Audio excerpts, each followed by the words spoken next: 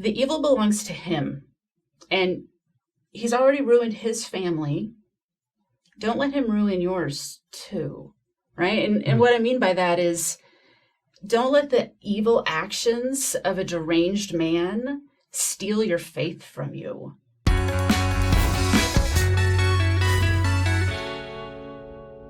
Hello, everybody. Welcome back to Saints Unscripted. Sabrina and I are here with Jennifer Roach. Welcome to the show. Thank you. Now, Jennifer, you are really a fascinating figure in our faith. You converted actually from Anglicanism only like 3 years ago. 3 years ago. Oh, really? Mm-hmm. Yeah, and all of a sudden you're thrown into this world of, making the rounds with Latter-day Saint shows and podcasts and whatnot. But that's not nearly all of your background. Tell us a little bit more about who you are. Yeah, so I grew up outside of the Latter-day Saint tradition. I kind of broadly Protestant before I became an Anglican. After college, I got a Master of Divinity. I got ordained. I've worked in Christian churches most of my life. Oh, wow. The short story is 3 years ago, I read the Book of Mormon, and I knew I had to change my life. And so I did. I gave up my ordination and got baptized. In addition to the work I was doing in churches, I'm also a licensed mental health therapist. So that brings a little bit to the topic of today.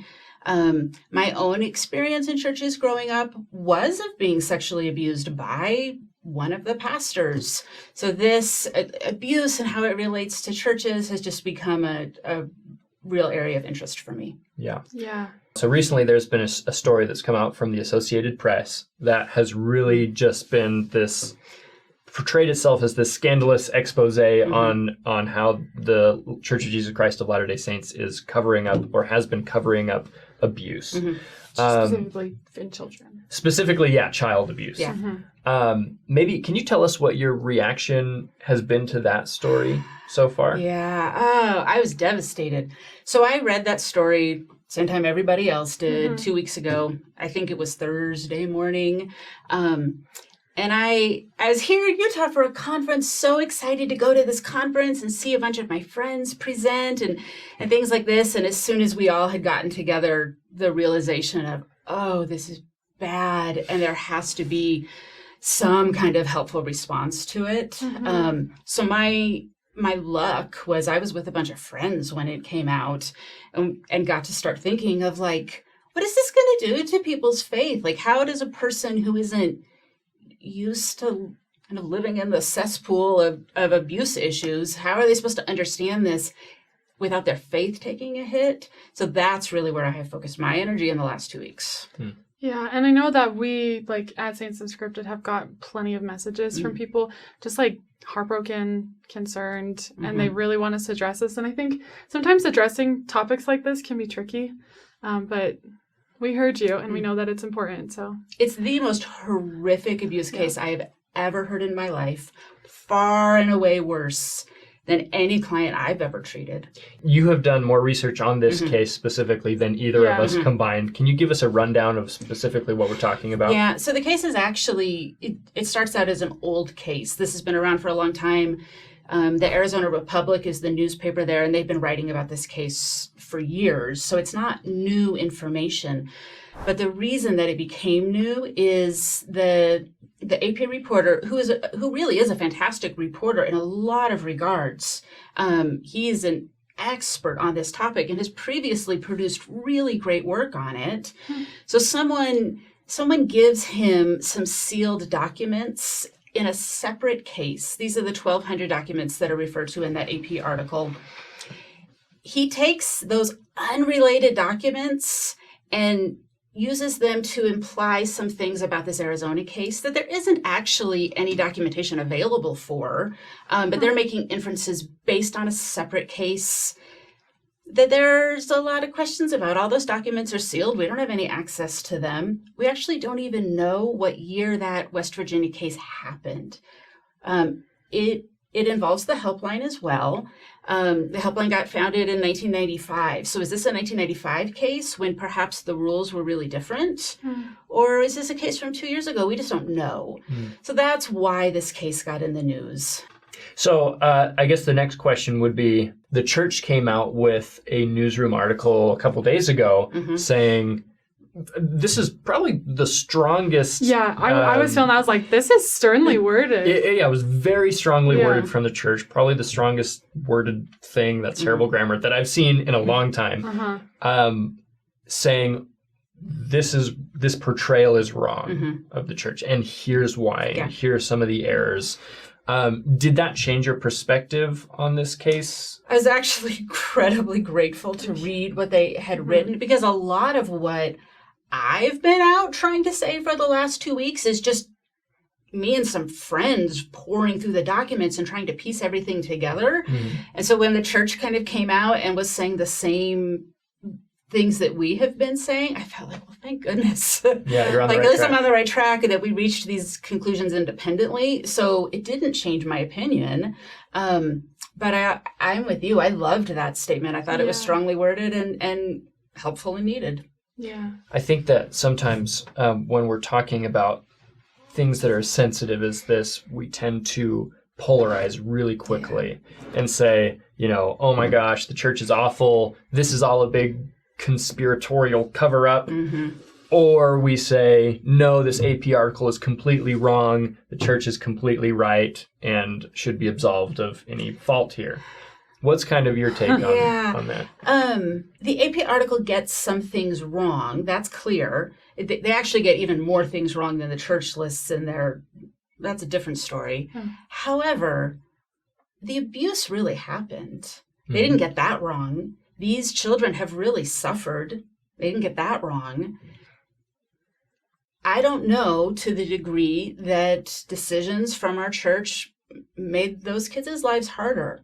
That information is not clear, despite what the AP article infers, that it is extremely clear. It's actually not. To the degree that if we made their lives harder, we can help with that, right? Like there's avenues to fix that. If something is going wrong in the helpline, we can fix that. This is not the church being the big bad monster here. Just to be frank, the monster here is Paul Adams, the husband. The husband. The father. He abuses his children. He's horrific in his abuse of children. He's ruined those kids' lives in some ways. I hope and pray for healing for them. I hope you do too. However, the evil belongs to him, and he's already ruined his family. Don't let him ruin yours too, right? And what I mean by that is, don't let the evil actions of a deranged man steal your faith from you. He doesn't get to do that. Like he's passed. He committed suicide in jail before his trial. If you allow his evil to just completely slime your faith and ruin it, he's still committing evil from beyond the grave. Do not let him do that. Do not let somebody like that win. Yeah, and it makes me think about, and I know that it's a very different type of case, but it makes me think about Mark Hoffman, for example, or people like that were members of the church but did things that were awful, and you just only hold on to what they did or what that caused specifically, that. You're letting them give you their evil, right? Yeah, you're letting them give you your evil. Don't do that. In terms of the situation of, do we hold these bishops responsible for not reporting? I think a lot of people, any sane adult who has read this article has probably had the thought of, well, I would have reported on the spot. I don't care what I got told. I would have done it. And I had those feelings too. However, it's really hard to imagine that these bishops are just sitting on their hands in their nice, comfy home. Oh, that girl's getting assaulted tonight, and I just can't be bothered. That's not what happened. That's ridiculous. Yeah, no, I would imagine that ate him up inside. There's a voice recording of one of the bishops that the AP releases. It's just a little 30-second clip, but you can hear in his voice that he 100% believed he was not allowed to report. Why he believed that, I don't know. Was that the right thing for him to believe? I don't know. But he believed it. And you can, if you know how to listen for truth in somebody's voice, you can hear that in his voice. That is what he believed. It doesn't mean he wasn't doing anything. They were trying to get this family to report, trying all of the things that they thought they could do. Ultimately, it didn't work. 3 years after anything is confessed about this, the guy gets excommunicated. Which is unfortunate. The abuse continues. Right? That doesn't stop it. That's hard and sad, and those kids have a right to be angry about that, to be honest. So I'm not a lawyer, obviously. Nor am I. Yeah, but from what I've read, Arizona law gives an ecclesiastical leader the option to report it or not report it. And according to the AP article, this bishop was told that you can't report it, which is where people then turn the finger to the helpline and say, well, they're just trying to sweep this under the rug. Because they should have said report it. That's what they did. I'm assuming as a therapist, you probably work with Latter-day Saints and probably abuse cases, and you probably have some experience with the helpline. What's your understanding or take on the helpline? So I do not have any direct experience with the helpline. I have never called it. That's for bishops, I suppose. I'm not a bishop or stake president. However, here's my non-lawyer thoughts on it. The helpline is needed for a couple of reasons. Number one, every state in the United States, never mind all of the countries around the world, have slightly different rules on reporting.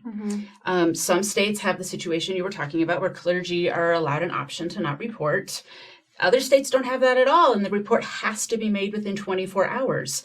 The helpline is there in part to help a bishop understand what are the rules where I live, right? Because those rules are different in Kansas and Florida and California. So on the legal side, it's needed for that reason. Number two, one of the criticisms I have heard is, like, if this helpline really was to help children, wouldn't we have therapists or social workers answering the phone, or at least being the first line on the phone? And it's kind of a funny question to me, because I'm a therapist, and you absolutely do not want me collecting forensic evidence.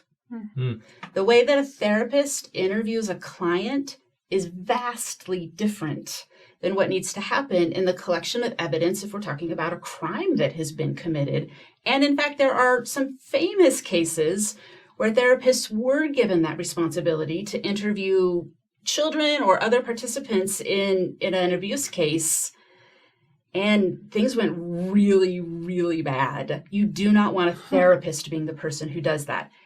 Having said that, there are therapists who work for the helpline. It's not just lawyers. The lawyers are there for the legal part, and the therapists and social workers are there to help figure out, how do we support this family or this child or whatever's going on. Do you think that the church is doing enough in their efforts to address child abuse? Yeah. So, I mean, that's a really great question. I want to acknowledge today's 2022, post Me Too, right? 5 years ago, abuse was not treated the same way. The world has radically changed in 5 years around issues of abuse. I grew up all through my 20s, 30s, and 40s, occasionally talking about abuse. And the answer from someone in authority was always something like, I'm really sorry that happened to you, but there's nothing we can do about that. That was kind of the attitude. Like 5 years ago? 5 years ago. Oh my gosh. When the Me Too shift happens, all of a sudden, like, society gets caught up pretty fast on that issue. But a lot's happened in the last 5 years, and maybe we have short memories. And so how this case was handled 5 years ago, which is roughly when it was going on, we see it differently today. So the average adult reading this story is looking back on this case saying, I would have done this or I would have done that. Well, I don't actually believe that, because I lived in pre-Me Too America and people didn't do that. So So, and that's not to justify what happened at all. Yeah. It's just to provide some context on how we've changed. Yep, absolutely. And what are some ways maybe that you might know that have changed in like the past 5 years, for example? Well, people are much more likely to take abuse stories serious. They're much more likely to prioritize victims over abusers. And I mean, honestly, you see that in our church too. If you track the changes that have happened in the handbook and on the church website in terms of dealing with abuse issues, it has gotten more and more and more and more clear. Victims are the priority, right? Like, just all of us in society, up until very recently, did not deal well with this issue, and we're getting better, but it's really hard to apply the understanding that we have today. Looking back just 5 years, it was kind of a different world. Yeah. So maybe let's talk about faith for a minute. I think it's probably fair to say that you're still a recent convert. It's been a few years. Recent-ish. Recent-ish. Been a few years. But you have personal experience with abuse amongst ecclesiastical leaders. You have personal experience having a faith transition as well. How does this story affect your faith as a Latter-day Saint? Yeah, it's a really good question. Most people who go through some kind of abuse that's tied to a church in any way end up walking away from their faith. And I have a lot of compassion on them. I don't judge them one bit for that. I don't actually know what it is in my personality that makes me turn towards faith more, but it has been the only thing that has gotten me through the last 3 years. It was 3 years ago that I was taking my church to court for abuse. So faith has been everything for me in this. And I mean, more than 10 times in the last couple weeks, I've had a conversation with someone, with them saying, like, how do I hang on to my faith knowing my church may have acted in a way that I really feel uncomfortable with? And for me, it's you got to roll that way, way, way back. Your faith is not in, did the helpline make the correct call every single time? If that's what your testimony is based on, like, it ain't going to go well for you, because humans are going to make mistakes, right? Our faith is not in that. Our faith is in a Heavenly Father and His Son, Jesus Christ. They saw fit to provide for us a church because we need a church, right? And this church is us. And we are facing down our own imperfections when we face down this story. The thing I would love to just drag some people towards is, you don't have to give up your faith when you hear a story like this. And in fact, your faith can be strengthened to say, like, this is the exception. This is not how we're doing it. I could show you lots of reasons why our church does not welcome or harbor predators, especially predators for children. To me, that's faith building, not faith destroying. Yeah, and I mean, I think also the more recent statement from the church for me was faith building. Just knowing that they're not just gonna let it sit there with people not knowing more about it. Yeah, that's can I tell you two kind of hidden child safety features in the church that most people don't recognize? Please do. They're the two most boring things in our church in some ways, and yet they provide protection for kids that we don't often talk about. One is the member number system. Like, is that the most boring thing in the world? Member number like system? how many members there are? Every member has member gets a number. Oh yeah, you have like your little ID your little ID. number. Oh yeah, Get baptized. Yeah, so your barcode, right? So bishops and other leaders can make notations on your record if you have proven yourself to be unsafe around children or vulnerable people. That number follows you. Yeah. You can't move to Brazil and not have that number follow you, right? So in other churches, if you do something to harm a child, you just pack up and run away. Chances are very, very good. Charges are never going to be filed. And if they are filed, they're never going to stick, because that's how abuse cases happen. Move to the next town over and you are free and clear. So something as boring as having a member number is a safety feature for children. Somebody new arrives in one of our wards, Bishop can easily see a notation on that person's number. Don't call them to primary, right? If you follow the news at all, back in May, the Southern Baptists were in the news for their sexual abuse scandal. 5 years ago, advocates from kind of the abuse community were trying to pressure the Southern Baptists to create a member number system modeled on ours. Wow. Right? They actually refused. Too hard, too complicated. People move too much. We couldn't possibly do that. Right? And I look at ours and go, somehow somebody figured this out. It's the world's most boring thing. And yet, whatever ward is going to get a heads up when Joe Child Molester shows up. So that's one. The other one, equally as boring, is the fact that you can't volunteer. You can't just raise your hand and ask for a calling. You got to wait.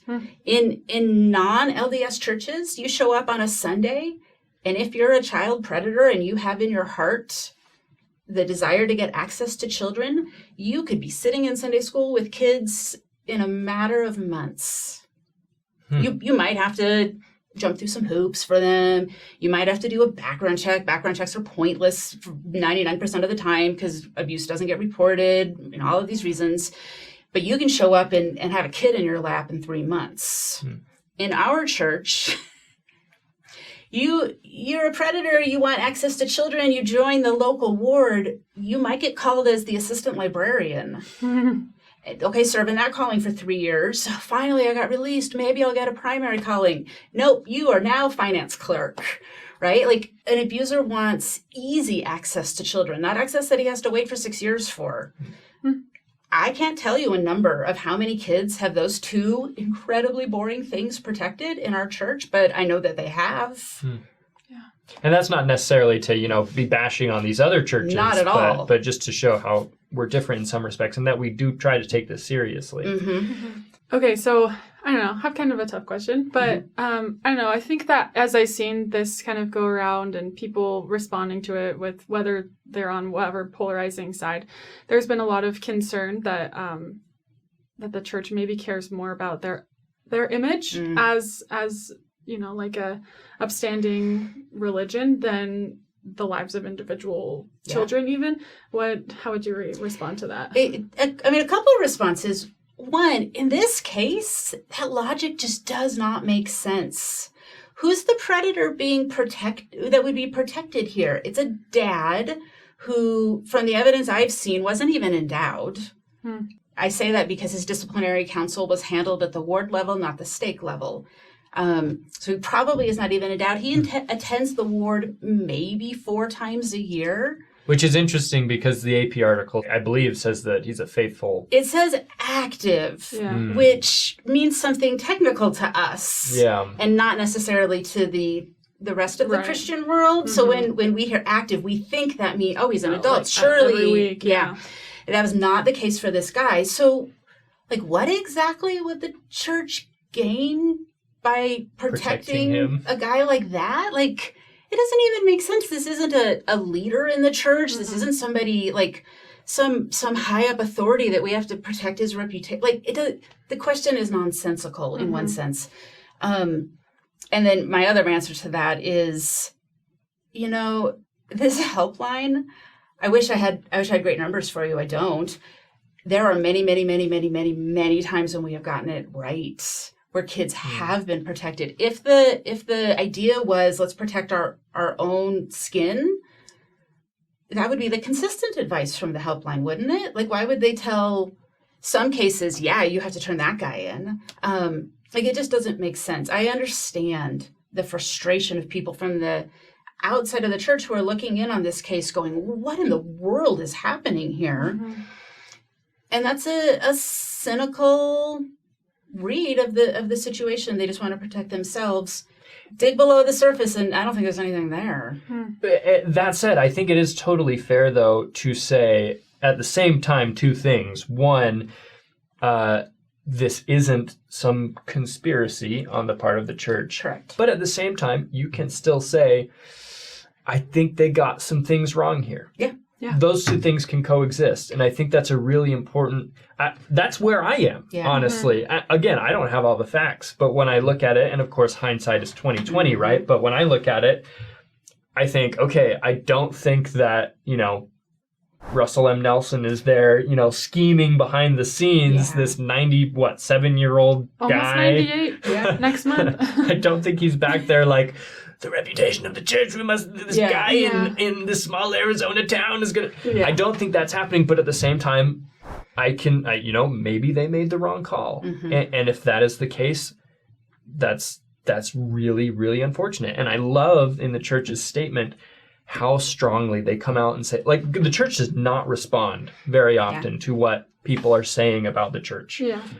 But in this case, they came back and they said, any abuse that is happening to children is disgusting. Yeah. It has to stop. We do not support it. We condemn it in the strongest terms.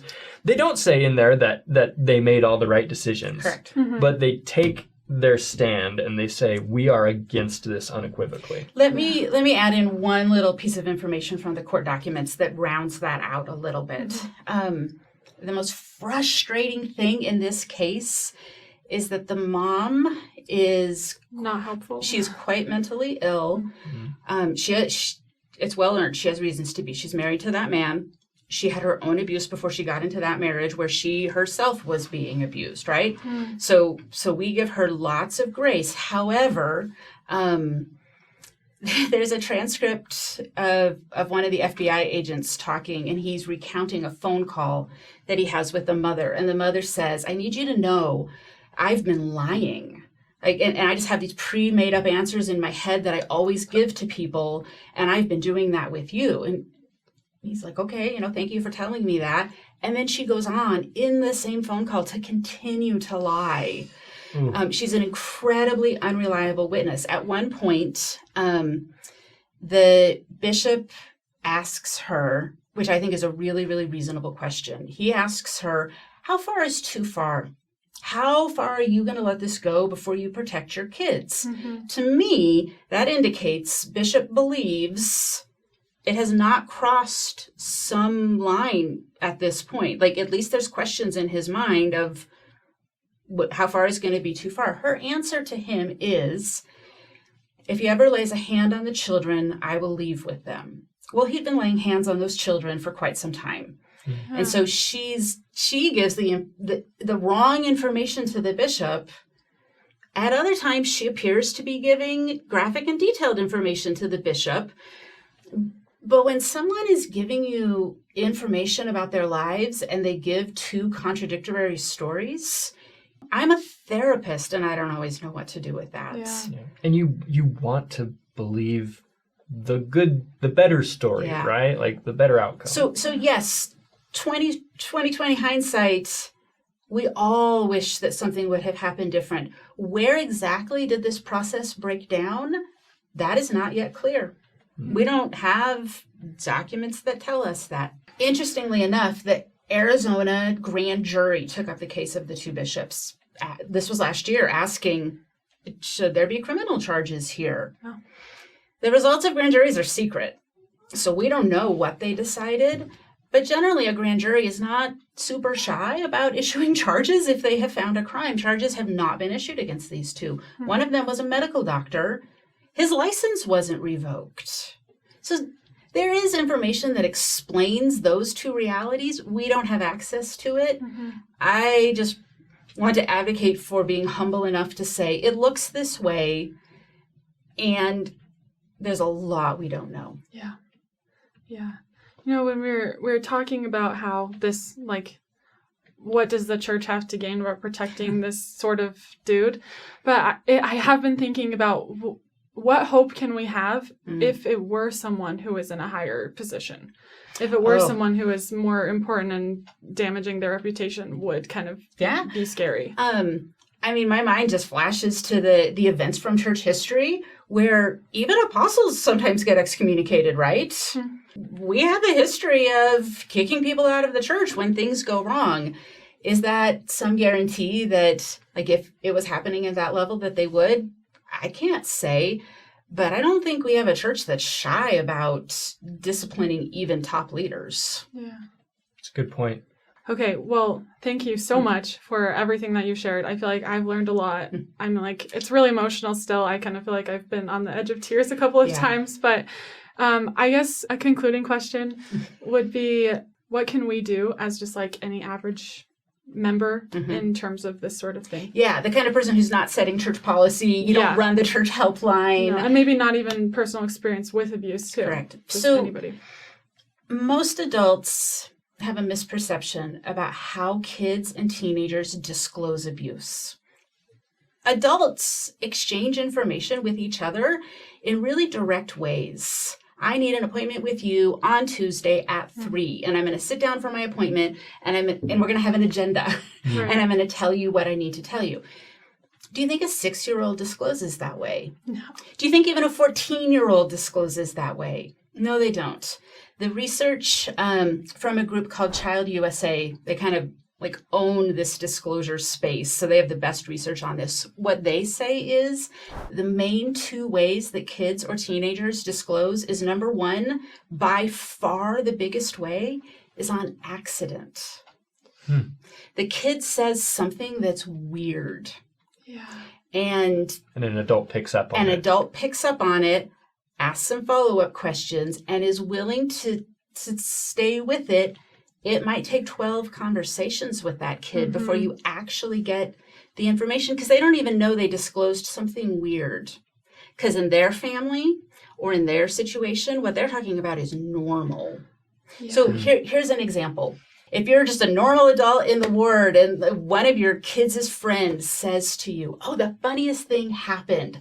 I was laying in bed with my dad and the dog did this thing. As an adult, I'm going to go, oh, interesting. This is an 11-year-old girl talking about laying in bed with her dad. Right. Now, is that wrong? Not necessarily. My kids were still coming into our bed at 11, right? Yeah. Like, that's not an odd thing.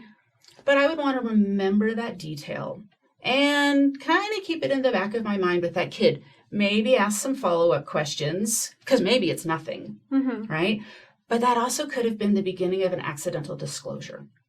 Here's the other way that kids and teenagers disclose, is they do this like breadcrumb method, and it's infuriating for adults. Because what they do is they'll put something out there on the table, and they're testing to see what's your response going to be.